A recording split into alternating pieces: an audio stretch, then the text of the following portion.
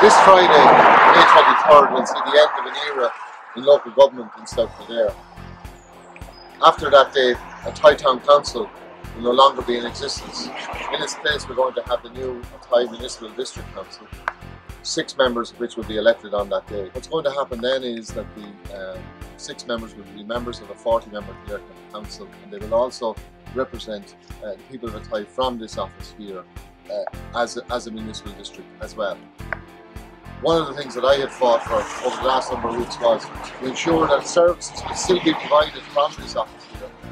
And thankfully in the last number of weeks confirmation has come that a number of staff will be retained to provide services for the people of South Kildare. It's vital for the people of Athy and Castledermot, Monasterevin and surrounding areas that they'll have an office providing services to them in terms of housing, roads, infrastructure, payments for various services here, and that will be available to them in Athy. The work of the municipal district will be carried out here in this office. The priorities for me, for South Kildare, centre on jobs, on support for business, support for tourism, the use of the River Barrow and the canal, support for education, provision of adult education in our secondary schools here, particularly in Castledermot and Athy, for the provision of enhanced adult education, support for facilities such as Moore Abbey and St Vincent's Hospital, and a whole range of community services that are going to be needed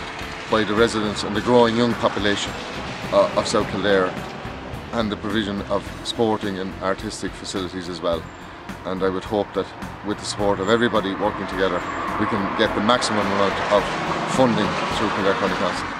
I'm standing here at the Dublin Road roundabout in Athy, at the point where the proposed Southern Distributor route will commence.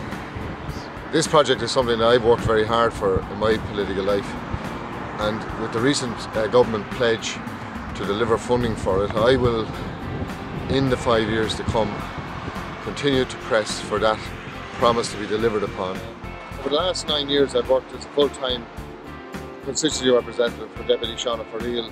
In that role I've worked with him in serving the people of Monasterevin, and in the last 12 months since the reorganisation of the area boundaries, I've taken on a weekly clinic here on behalf of my colleague Councillor Suzanne Doyle, who gave sterling service to the people of Monasterevin over her last 10 years as a member of Kildare County Council. My pledge for the next 5 years if elected will be to continue that representation that Sean and Suzanne have given to Monasterevin and the surrounding areas.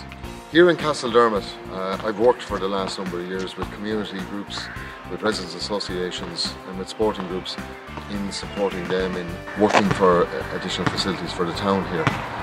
I'm also chairman of the Board of Management of Colossia Lockon, the secondary school here, and in that role I've worked very closely with the principal in helping to expand the school and at the minute working with the VEC to try and secure additional funding for enhanced adult education services in the old vocational school.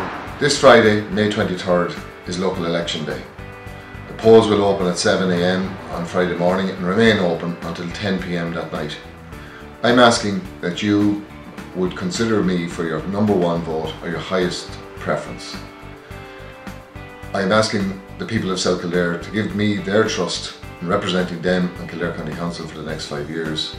I would ask that you might ask your family and friends to give me their consideration when voting on Friday. I would ask also that you might consider your highest preference after me for my colleague, Councillor Martin Miley.